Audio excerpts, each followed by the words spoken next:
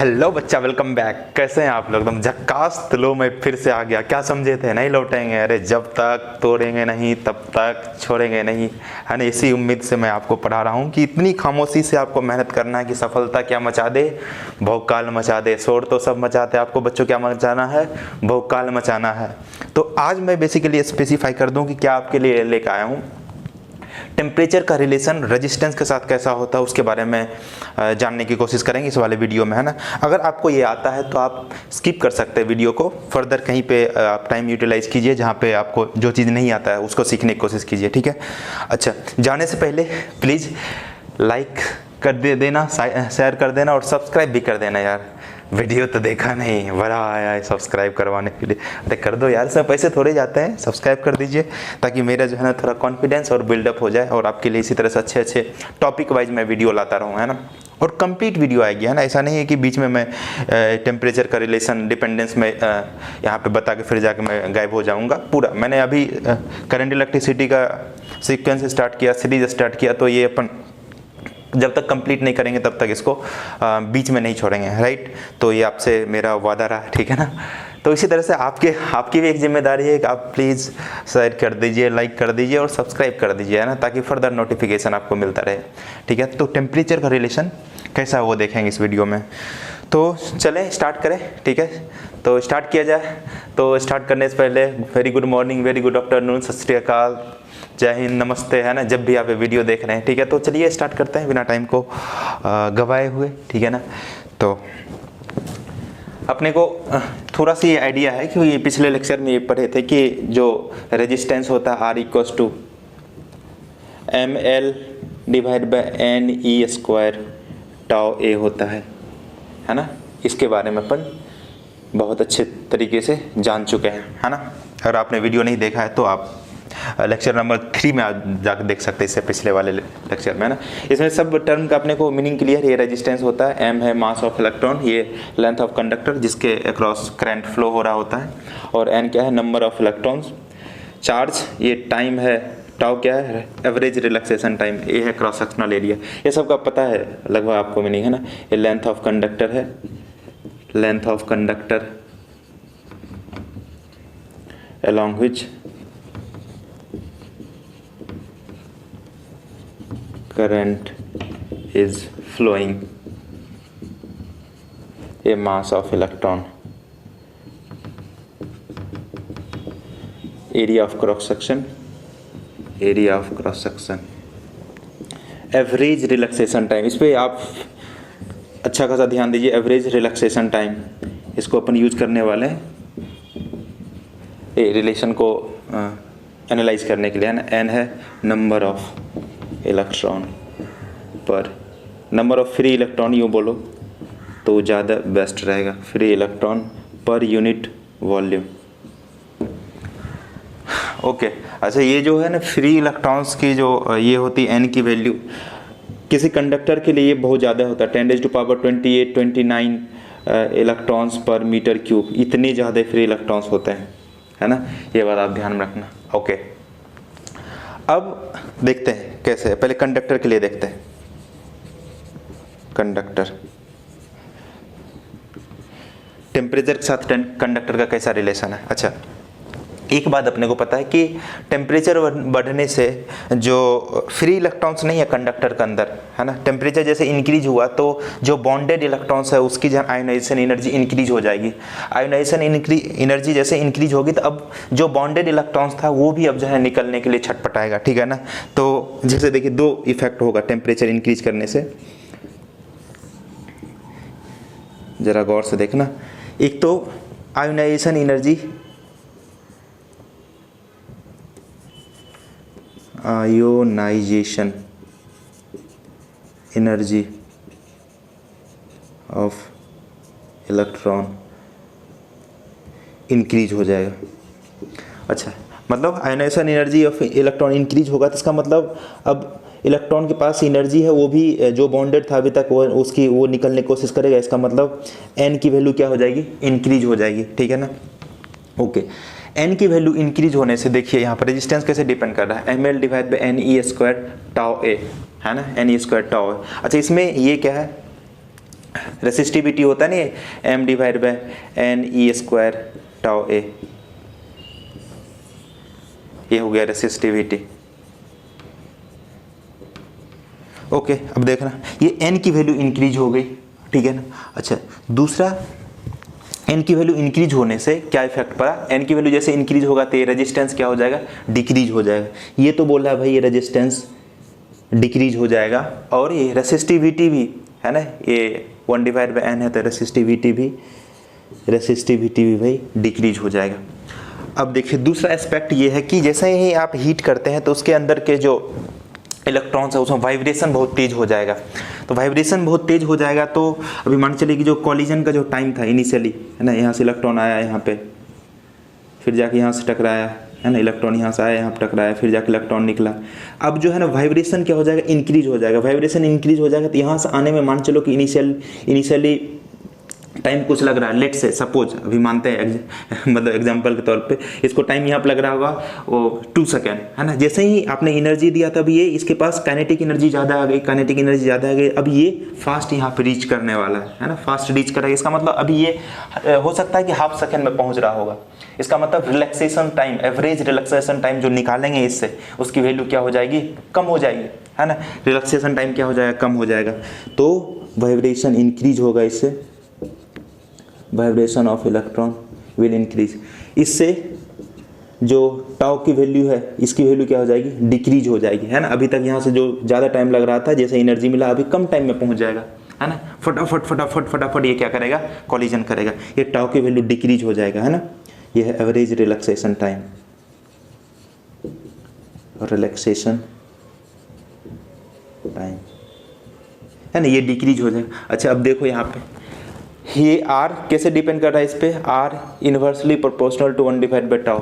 अब ये tau decrease हो जाएगा, टाउ डिक्रीज हो जाएगा तो R की वैल्यू क्या हो जाएगी, इंक्रीज हो जाएगी, है ना। तो इसके हिसाब से ये बोल रहा कि चलो भाई R तो इंक्रीज हो जाएगा, उसी तरह से यहाँ पर भी रो की वैल्यू इंक्रीज हो जाएगी।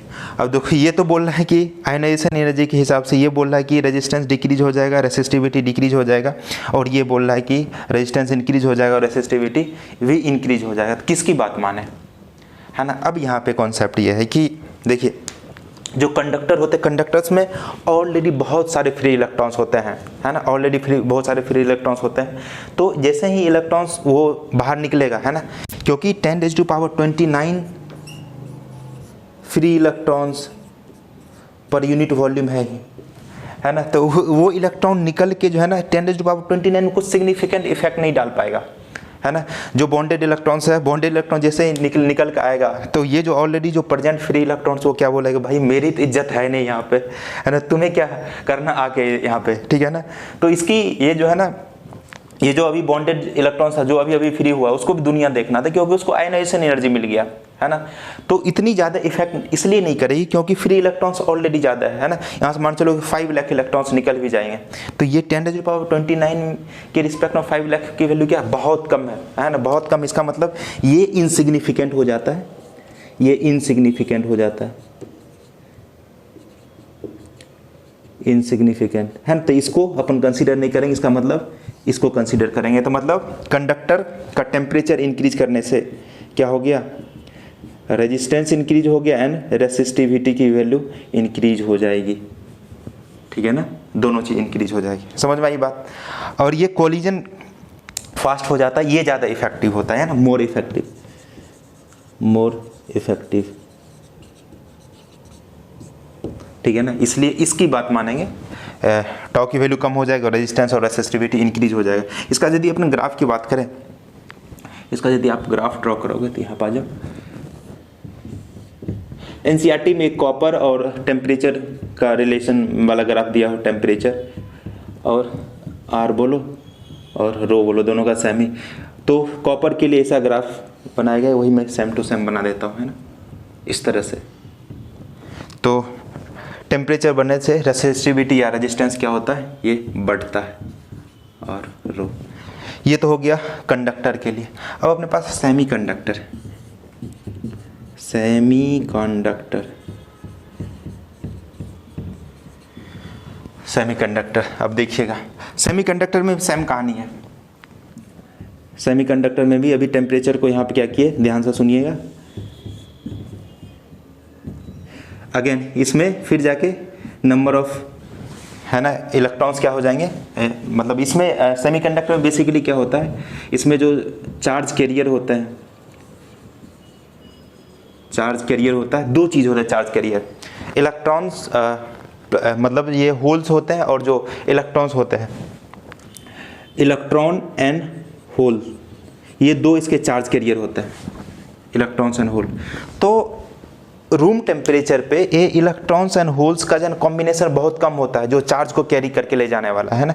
जैसे आप टेम्परेचर बढ़ाते हैं तो ये जो है सिग्निफिकेंटली इंक्रीज हो जाता है ना। Once you have increase the temperature of this semiconductor material, these charge carrier मतलब इलेक्ट्रॉन्स एंड होल्स पेयर है ना, इलेक्ट्रॉन्स एंड होल्स पेयर, इसकी नंबर क्या हो जाती, इंक्रीज हो जाता है ना। अभी तक कुछ नहीं था, जैसे टेम्परेचर है इसकी वजह से ये इंक्रीज हो गया, इसका मतलब ये सिग्निफिकेंट है यहाँ पे, है ना। तो ये इंक्रीज हो जाता है टेम्परेचर बढ़ाने से। इसका मतलब एट रूम टेम्परेचर, यहाँ पे लिख लेते हैं, at room temperature electrons and holes pair are negligible. समझ में आ रही है आपको, negligible. When temperature increases these number will increase significantly।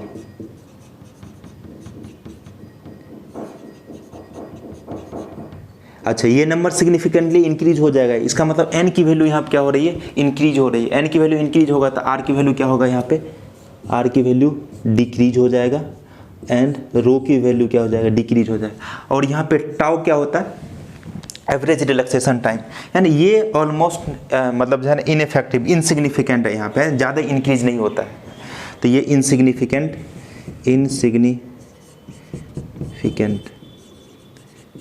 तो इसको अपन कंसीडर नहीं करेंगे, इसको कंसीडर करेंगे, है ना, ये इसको कंसीडर करेंगे। इसका मतलब सेमीकंडक्टर मटेरियल का जैसे ही आप टेम्परेचर बढ़ाते हो तो उसकी ध्यान रखना, ये है ना 1 मार्क्स में क्वेश्चन है ना, 1 मार्क्स में बोलते हैं कि 1-2 क्वेश्चन ऐसे पूछते हैं थ्योरेटिकल वेस्ट, है ना। तो इसकी जो है ना क्या हो जाएगा, यदि आप ग्राफ ड्रॉ करेंगे तो इस हिसाब से एनसीईआरटी में ही आपके ग्राफ ऐसे दिए हुए आर और रो टेम्परेचर के हिसाब से, ठीक है ना। तो ये हो गया है इसमें, क्योंकि इलेक्ट्रॉन्स और होल पेयर है ही नहीं तो किस बात का है ना ये सिग्निफिकेंट, ये टाउ की वैल्यू है ना, इसलिए इनसिग्निफिकेंट ये हो गया। और यहाँ पे क्योंकि इनिशियली था ही नहीं जो चार्ज को कैरी करने वाला, तो वो था ही नहीं, जैसे टेम्परेचर आप बढ़ाए ना उसकी वैल्यू क्या हो गया, फटाफट इंक्रीज हो गया, है ना, आयोनाइजेशन एनर्जी मिलने की वजह से, है ना, वो ज़्यादा से ज़्यादा इलेक्ट्रॉन्स एंड होल पेयर बहुत ज़्यादा हो गया। तो इसका मतलब ये सिग्निफिकेंट है, ये यहाँ पे दादागिरी कर रहा है ना, इसकी नंबर ज़्यादा है, that is why this value is significant and according to this resistance will vary, है ना, और रेसिस्टिविटी भी वेरी करेगा, ठीक है ना। तो ये हो गया आपका आर और रो का, ओके। तो ये समझ में आया होगा आपको, आई थिंक, है ना, बहुत अच्छे तरीके से आया होगा। इसमें तो कुछ रॉकेट साइंस है नहीं, तो इसको मैं हटाऊं क्या, चलिए आज ये लाया मिटाने के लिए इसको।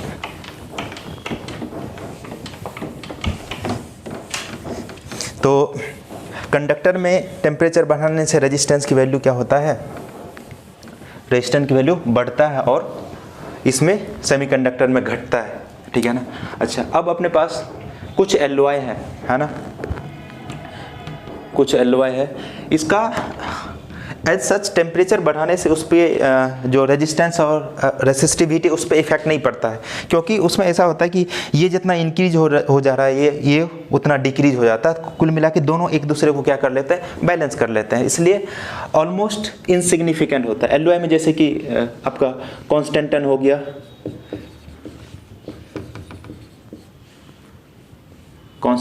गया, नाइक्रोम हो गया, ये सब एनसीईआरटी में दिए हुए, आप पढ़ सकते हैं। नाइक्रोम, मैंगनीन, इस तरह कुछ मटेरियल है ना, जो रेसिस्टिविटी या रेजिस्टेंस को नहीं बढ़ाता है सिग्निफिकेंटली जब टेम्परेचर उसका रेज होता है, थोड़ा सा मतलब बहुत कम जो है ना ये इंक्रीज होता है ऐसा।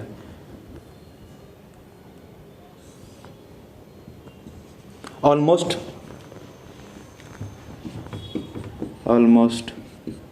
unaffected by increase in temperature। आप ध्यान में रखना, नीट वाले बेसिकली है ना ये सवाल पूछते हैं। अच्छा जेई में भी पुराने क्वेश्चन कुछ पूछे हैं इस पे, ठीक है ना, तो आप अच्छा खासा ध्यान में रखना इस बात को, ठीक है। तो चले अब नेक्स्ट जो सेक्शन है अपना वो देखते हैं, ठीक है। कितना टाइम हो गया? 15 मिनट्स हो गए।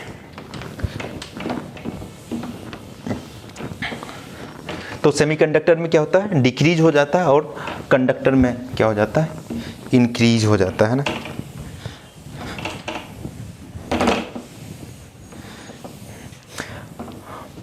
आप वो ग्राफ देखेंगे आगे चल के। ओके देखिए,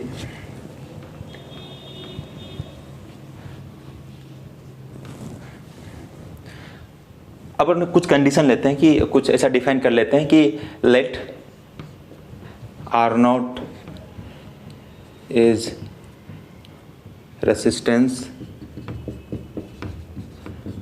eight T equals to 0 degree Celsius, है ना, और R is resistance at T degree Celsius, है ना। ओके तो इसमें दो चीज़ें हैं, है ना।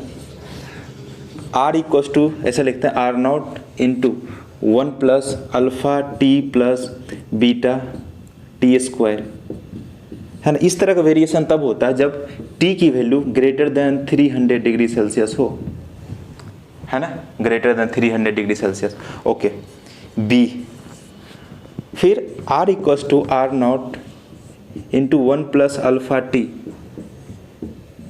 टी की वैल्यू जब लेस देन 300 डिग्री सेल्सियस हो, इस तरह से वेरिएशन होता है ना। तो कितना वीडियो सही चल रहा है, या it is going very well. Okay तो एक तो ये सा रिलेशन हो गया कि जैसे टेम्परेचर के साथ देखो इस तरह से है ना, ये अल्फ़ा बीटा ये सब क्या है, alpha beta these all are, alpha beta these all are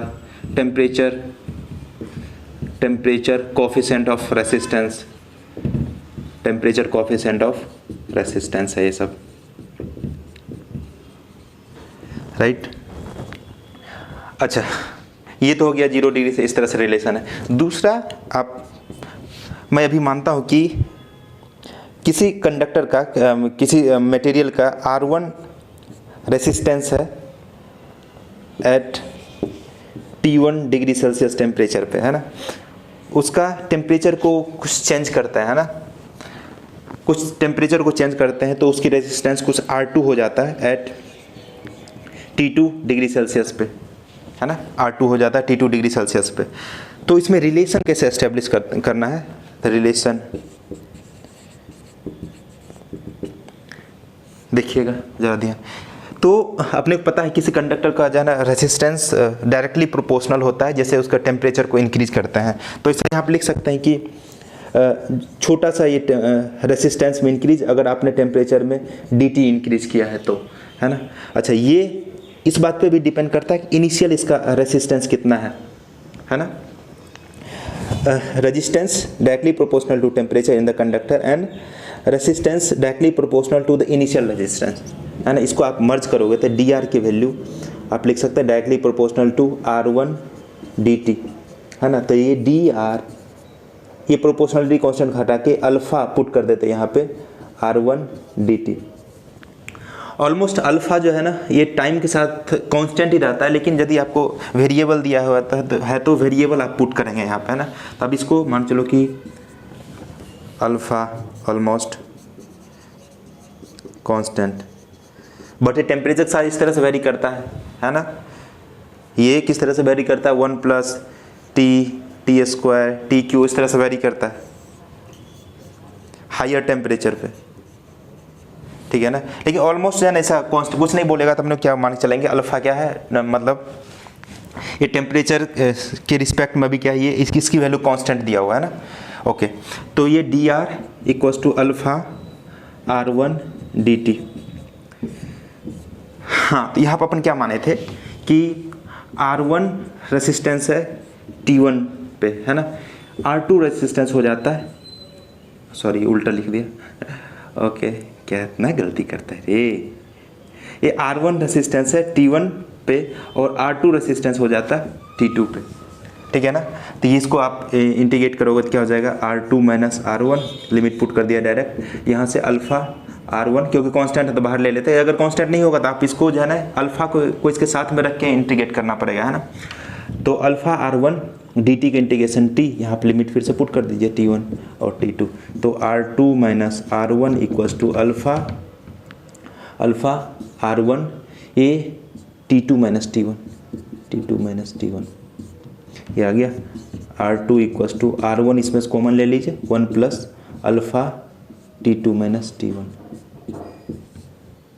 इसको इस तरह से भी लिख सकते हैं, R2 equals to R1 into 1 plus alpha delta T मतलब चेंज इन टेम्परेचर, है ना। अगर अल्फ़ा कांस्टेंट है तो यहाँ पे इसको इसी के साथ इंटीग्रेट करिए रखे, है ना, मतलब सॉरी वेरिएबल है, टाइम के साथ टेम्परेचर पर डिपेंड कर रहा है, तो ठीक है ना। T1 T2 क्या है, टेम्परेचर है, दीज और टेम्परेचर, ये भी है टेम्परेचर, टाइम मत समझ लेना, ये मैं बोल रहा हूँ। तो ये आ गया आपके पास एक रिलेशन, ठीक है ना। दूसरा ये रहा, तो ये ध्यान में रखना, ये क्या है, मतलब ये वाला रिलेशन में इसलिए एस्टेब्लिश किया कि टेम्परेचर कुछ चेंज करने से रेजिस्टेंस को आप कैसे कैलकुलेट करोगे, वो है ना। ये तो डायरेक्टली रिलेशन है, ऊपर वाला जो मैं लिखा हूँ ये *1 में जो लिखा हूँ ये तो डायरेक्ट रिलेशन, ठीक है ना। यहाँ पर टेम्परेचर चेंज करने से कैसा जो है ना रेजिस्टेंस की वैल्यू कितनी चेंज हो जाएगी उसका जो है ना, इस पर बेसिकली क्वेश्चन आते हैं, इसलिए मैं ये वाला सेक्शन में यहाँ पर डिराइव किया हूँ, ठीक है। ओके,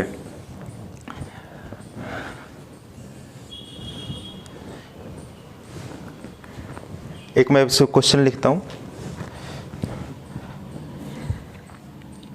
एक क्वेश्चन लिखता हूँ पॉज करके ताकि आपका टाइम वेस्ट ना हो।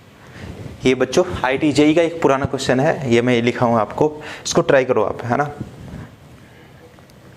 मतलब IIT-JEE को में पहले एग्जाम होता था ना, उसके क्वेश्चन है पुराने वाले, ठीक है। तो ये वाला अपने को फॉर्मूला है ना। ये फॉर्मूला बेसिकली आपको अप्रॉक्सीमेट वैल्यू देगा रेसिस्टेंस का जब टेम्परेचर का वेरिएशन करेंगे ना, आसान है, इसलिए अपने को मोस्ट फ्रीक्वेंटली ये यूज करता है, ये जनरली यूज नहीं करता है ना। ये वाला एडवांस लेवल में बहुत ज़्यादा एनालिसिस करोगे तो ये वाला फॉर्मूला अपने को काम आता है ना। तो जनरली आपको ये वाला ध्यान में रखना है, क्योंकि मोस्टली टाइम जो है ना आप ये यूज करते हो, ठीक है ना। ओके,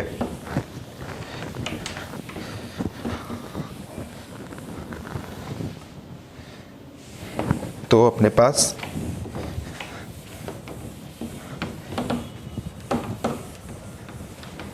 एक फॉर्मूला आया, R2 equals to R1 1 plus alpha delta T मतलब चेंज इन टेम्परेचर।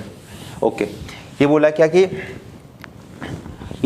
कि temperature of resistance of wire is alpha की वैल्यू दिया हुआ अपने को, है ना। This is the value of alpha का वैल्यू इतना दिया हुआ। R2 अपने को कैलकुलेट करना है कि R2, अच्छा ये बोल रहा रेजिस्टेंस हो जाता है 2 ओम, तो रेजिस्टेंस 2 ओम हो गया। इनिशियली ये था इसका वैल्यू 1 ओम, 1 प्लस अल्फ़ा का वैल्यू दिया हुआ है 0.00125, टी फाइनल है ना, T2 माइनस T1 की वैल्यू दिया हुआ 300 केल्विन, बस इसमें पुट कर दीजिए 2, ये आ गया 1 प्लस 0.00125 T2 माइनस 300, तो इधर आ जाएगा तो 1, ये डिवाइड कर दीजिए आप इसमें 0.00125 इक्वल्स टू T2 माइनस 300, कितना आ जाएगा बच्चा। तो ये रहा 0 0 1 2 3 4 5 0 हो गए, 1 2 3 4 5। चलिए इसको हटाया तो आप 125 से 8 टाइम्स में ये तो कैंसिल हो जाएगा और 2 0 बच गया, तो ये आ गया 800 प्लस ये 300, तो T2 की वैल्यू कितना आ जाएगा 1100 केल्विन, इतना आ जाना चाहिए 11, इधर ऑप्शन है या 1100 केल्विन, आपका ये आंसर हो गया, ठीक है। ओके, तो ये रहा आपका। ये तो देखो कितना आसान सवाल है ना, इस पे आप कर सकते हैं। अच्छा, इसमें एक चीज़ और आप देख लो कि ये अल्फा के वैल्यू कंडक्टर के लिए क्या होगा, ये पूछता है ना, नीट वाले बेसिकली, है ना, आप ध्यान में रखना। तो फॉर कंडक्टर, यहाँ पे फॉर कंडक्टर अल्फा। अच्छा, कंडक्टर के लिए क्या होता है, कंडक्टर के लिए जैसे टेम्परेचर बढ़ाते हैं रेसिस्टेंस की वैल्यू बढ़ जाती है। रेसिस्टेंस की वैल्यू तब ना बढ़ेगी जब अल्फा की वैल्यू पॉजिटिव होगा। तो फॉर कंडक्टर के लिए अल्फा क्या होना चाहिए, पॉजिटिव। सेमीकंडक्टर, फॉर सेमीकंडक्टर, है ना, ये इंपॉर्टेंट चीज़ है, सेमीकंडक्टर, सेमीकंडक्टर। ओके, सेमीकंडक्टर में रेसिस्टेंस का क्या होता है, ये डिक्रीज हो जाता है टेम्परेचर के साथ, तो डिक्रीज हो जाता है, तो ये इसकी वैल्यू क्या हो जाएगी, निगेटिव। निगेटिव रखेंगे तभी तो डिक्रीज होगा, राइट गाइस। ओके, फॉर एलवाई, है ना, एलवाई वही कांस्टेंट मैग्नीज नाइक्रोम, उसके लिए ऑलमोस्ट ये 0 के बराबर होता है, अनएफेक्टेड, है ना। तो ये वैल्यू आप याद रखना, कंडक्टर के लिए पॉजिटिव, सेमीकंडक्टर निगेटिव और एलवाई के लिए 0। ओके, मैं एक और क्वेश्चन लिखूं क्या,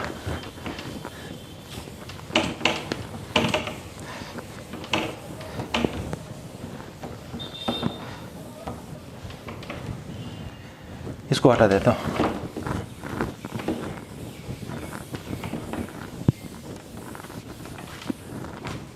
ये R इक्वस टू क्या है, R2 equals to R1 1 plus alpha delta T, alpha delta T.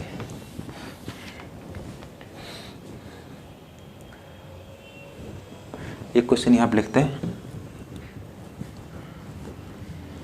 वो पॉज करके लिखता हूँ ये। तो ये बच्चों मैं दो सवाल लिखा हूँ। ये एक रेसिस्टेंस ऑफ हीटिंग एलिमेंट है 0 डिग्री सेल्सियस, मतलब आइस पॉइंट पर दिया हुआ 5 ओम, और रेसिस्टेंस एट 100 डिग्री सेल्सियस पे दिया हुआ है, मतलब स्टीम पॉइंट पे 5.5 ओम। तो बोलता है कि कौन सा टेम्परेचर पे इसका रेसिस्टेंस 5.8 ओम हो जाएगा, है ना, वो अपने को फाइंड करना है। दूसरा ये आईटी का पुराना क्वेश्चन है, आईटी जेई, है ना, 90s का लगभग ये क्वेश्चन है आईटी जयपुर का। इसमें ऐसा दिया हुआ पीस ऑफ कॉपर और जर्मेनियम दिया हुआ है, उसको कूल करते हैं रूम टेम्परेचर से 80 केल्विन तक, है ना, रूम टेम्परेचर 80 केल्विन तक। तो ये जो है ना 4 ऑप्शन दिए, इसमें से कौन सा करेक्ट है सेलेक्ट कीजिए। तो आपको करना है पहले ट्राई, फिर तो मैं करूँगा। तो एक बार आप ट्राई कीजिए, ठीक है। चलिए पॉज करके करना आप ट्राई, हाँ, कमेंट योर आंसर। ओके, तो देखिए इसका जो है ना अल्फा का वैल्यू नहीं दिया हो, कुल मिला के आप पहले अल्फा का वैल्यू निकालेंगे, तब जाके आपको जो है ना ये वाला लास्ट वाला सेक्शन ये आप यूज करोगे कैलकुलेट करने के लिए, ठीक है ना। तो इसमें क्या दिया, 0 डिग्री सेल्सियस पे 5 ओम दिया हो, तो इसे लिख सकता है formula R2 equals to R1 1 plus alpha delta T, यहाँ पे लिखता है delta T T2 minus T1। तो कितना दिया हुआ ये, दिस इज 5 ओम, सॉरी ये 0 डिग्री सेल्सियस 5 ओम दिया हुआ, ये मतलब ये इनिशियल R1 है 1 प्लस अल्फा T2 की वैल्यू कितना, T2 कितना हो जाता है, स्टीम पॉइंट पर 100 हो जाता है, तो मतलब 100 माइनस 0 ये हो गया, और ये इसका रेसिस्टेंस बढ़ के 5.5 हो जाता है। तो यहाँ से आपको देखिए अल्फा का वैल्यू आ जाएगा, ये 5 ने इसको मार दिया 1.1, ये आ जाएगा 1.1 equals to 1 plus alpha into 100, तो ये आ गया 0.1 a divide by 100 equals to alpha. तो अल्फ़ा का वैल्यू आपके पास आ गया, नो डाउट 1 डिवाइड बाय 1000, है ना, पर डिग्री सेल्सियस, राइट गाइस, पर डिग्री सेल्सियस। अब पुट कर दीजिए, ये 5.8 चाहिए आपको, है ना, तो 5.8 चाहिए तो कितना 5.8 इनिशियल ये 5 1 प्लस अल्फ़ा का वैल्यू 1 डिवाइड बाई 1000, T2 अपने को निकालना है, इनिशियल क्या है 0, है ना, ये वाला इक्वेशन में पुट कर दिया, है ना, ये वाला इक्वेशन यहाँ लिखा R2 equals to R1 1 plus alpha T2 minus T1, है ना, यहाँ पे इसका वैल्यू 5 रख दिया, और T1 5 कब है, जब 0 डिग्री सेल्सियस टेम्परेचर है, तो ये इसको आप डिवाइड करेंगे तो क्या हो जाएगा 5.8 divide by 5.8 divide by 5 equals to 1 plus T2 divide by 1000, तो क्या जाएगा 5.8 by 5 minus 1 equals to T2 divide by 1000। समझ में आ रही क्या बात, इसमें आ जाएगा, इसको माइनस एलसीएम लेंगे तो 5.8 minus 5 equals to T2 divide by 1000, तो आ जाएगा 0.3 डिवाइड बाई 5, इसको मल्टीप्लाई कर दीजिए 1000 से तो ये आ जाएगा T2, तो T2 की वैल्यू आ जाएगा, ये 0 कट गया, 0 से कैंसिल 5, ये 0 0 कैंसिल, ये आ गया 5 2 जा 20 है ना, ये तो 60 डिग्री सेल्सियस आ रहा, T2 की वैल्यू 60 डिग्री सेल्सियस। कैलकुलेट कर लेंगे, कहीं पे मिस्टेक एरर, 1/1000 5.8, अच्छा 5.8 T2 डिवाइड बाई 100 तो 0.3 डिवाइड बाय, अच्छा ये तो 1 minute, 0.3 divide by 5 into 1000 equals to T2, तो ये से एक 10 नीचे आ जाएगा, 0 से कैंसिल, 5 2 जा 20, ये तो आ गया अपने पास 60 डिग्री सेल्सियस। कहीं कुछ गड़बड़ है क्या?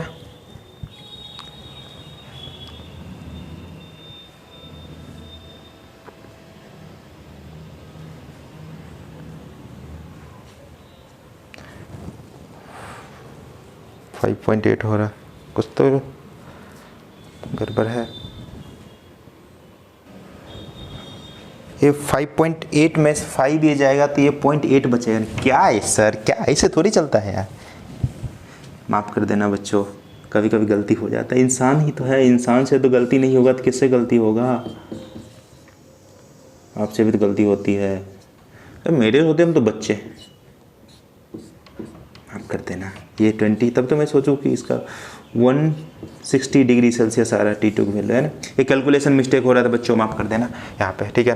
ओके, तो ये रहा आपका ये क्वेश्चन, है ना। पहले अपन अल्फा की वैल्यू निकाल लिए, ये वाला दो रिलेशन से, स्टीम पॉइंट और आइस पॉइंट से, फिर जाकर आपने 5.8 पे चाहिए, है ना, क्योंकि इसलिए मेरे को गड़बड़ इसलिए लगा कि देखिए, क्योंकि 0 पे 5 है और 100 पे, है ना, 5.5 है, आपको 5.8 पे टेम्परेचर चाहिए, इसका मतलब 100 से तो ज़्यादा ही आना चाहिए, 60 आ रहा था, इसलिए मेरे को डाउट हुआ कि 60 क्यों आ रहा आंसर, तो बेसिकली यहाँ पे गलती था, सॉरी इसके लिए।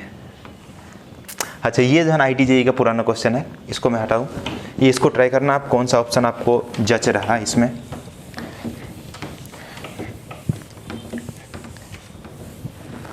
तब तक मैं एक और क्वेश्चन लिख लेता हूँ।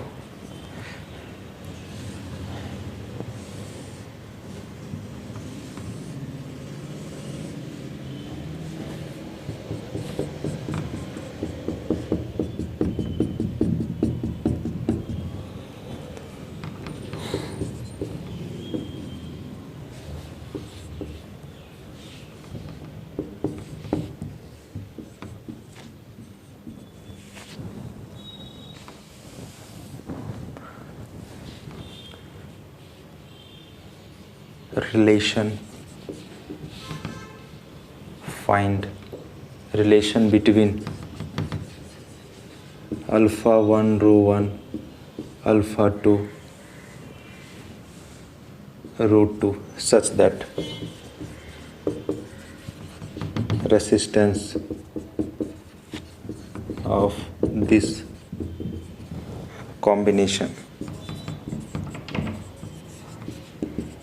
is independent of टेम्परेचर से इंडिपेंडेंट हो जाए,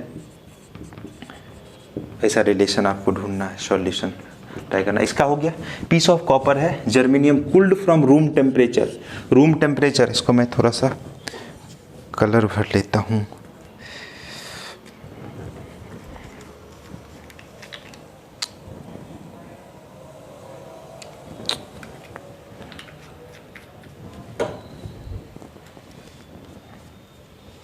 अच्छा देखिए, रूम टेम्परेचर से 80 केल्विन पे लेके जा रहा है ना, रूम टेम्परेचर कितना होता है 300 केल्विन, 300 केल्विन से 80 केल्विन पे लेके जा रहा है, ठीक है ना। तो इसका मतलब आप टेम्परेचर को क्या कर रहे हो, डिक्रीज कर रहे हो, है ना, टेम्परेचर को डिक्रीज कर रहे हैं।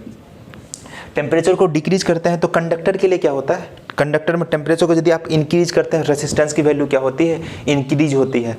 अगर आप टेम्परेचर को डिक्रीज करेंगे तो कंडक्टर में क्या हो जाएगा, डिक्रीज हो जाएगा। इसका मतलब कॉपर एक कंडक्टर है, उसमें तो डिक्रीज होना चाहिए, ये बात सही है। लेकिन जर्मेनियम एक सेमीकंडक्टर है, सेमीकंडक्टर में टेम्परेचर इंक्रीज करने से रेसिस्टिविटी है ना डिक्रीज हो जाती है ना, रेसिस्टिविटी डिक्रीज, सॉरी मैं क्या उल्टा बोल गया। हाँ सही तो बोल रहा था। जर्मेनियम में क्या होता है टेम्परेचर जैसे बढ़ाते हैं तो रेसिस्टिविटी की वैल्यू क्या हो जाती है, या रेसिस्टेंस की वैल्यू डिक्रीज होती है, ऐसा कुछ ग्राफ था ना।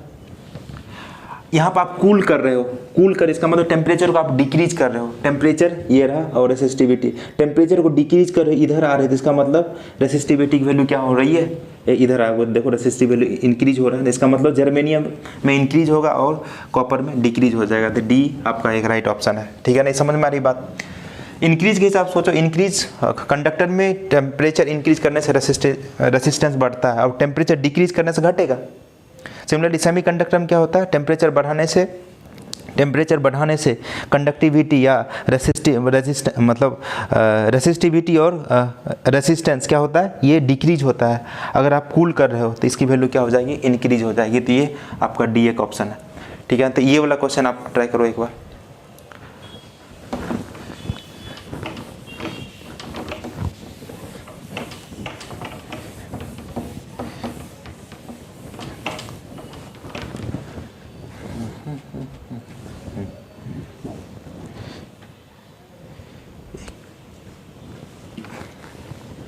ट्राई करना, पॉज करके आप एक क्वेश्चन और लिख लेता हूँ लास्ट। तो ये रहा एक क्वेश्चन मैं लिखा हूँ, ये भी IIT-JEE का पुराना क्वेश्चन है ना। इसे ऐसा अभी हाल फिलहाल में कोई क्वेश्चन नहीं पूछा गया है, क्योंकि मैं पूरा खंगाल के देखा हूँ 20 ईयर्स का, तो पुराने कुछ क्वेश्चन है, लेकिन जब सिलेबस में तो करना अपना उत्तरदायित्व तो बनता है ना। तो इसमें मैं पूछा था कि रिलेशन जो है ना अल्फा 1 ये, अच्छा इसका लेंथ भी, दोनों का लेंथ बराबर है ना, L, इसका भी लेंथ क्या है, L के बराबर, ठीक है ना। अच्छा ये बोल रहा है कि इसका जो रेसिस्टेंस है टेम्परेचर से इंडिपेंडेंट हो जाए, इसका टेम्परेचर अगर बढ़ाने के बाद इसका रेसिस्टेंस क्या हो जाएगा, है ना, R, इसका फाइनल रेसिस्टेंस प्लस ये दोनों तो सीरीज में जुड़े हुए हैं ना, A1 का RF2 का, ये किसके बराबर होना चाहिए, R1 प्लस R2 के, है ना, इंडिपेंडेंट ऑफ टेम्परेचर। तो इसका क्या हो जाएगा अपना R1 1 प्लस अल्फ़ा कुछ डेल्टा टी, है ना, सेम टेम्परेचर इंक्रीज कर रहे हैं, R2 1 plus alpha delta T, ये क्या हो जाएगा R1 प्लस R2। अच्छा ये इसका दिया हुआ अल्फ़ा 1, इसका दिया हुआ अल्फ़ा 2, अब इसको मल्टीप्लाई कर दो, R1 alpha 1 delta T plus R2 alpha 2 delta T equals to R1 plus R2। तो R2 से R2 मरा, R1 से R1 मरा, तो अपने पास बचा ऐसे डेल्टा टी कॉमन में भेज दो, तो R1 alpha 1 plus R2 alpha 2 equals to 0, delta T common लेके उधर भेज दिया तो 0 हो गया ये। अच्छा R क्या होता है, रो L/A, क्रॉस सेक्शनल एरिया भी सेम है इसके, है ना, दोनों क्रॉस सेक्शनल एरिया सेम। तो यहाँ पे से लिख सकते हैं R की जगह पे rho 1 L divide by A alpha 1 plus rho 2 L divide by A alpha 2 equals to 0, L/A भी फिर मरा, तो rho 1 alpha 1 plus rho 2 alpha 2 equals to 0। ये आ गया आपका आंसर, ठीक है ना। तो ये एक क्वेश्चन हो गया। चलिए ये IIT-JEE का पुराना क्वेश्चन, आप एक बार इसमें दिमाग लगाओ कौन सा ट्रू है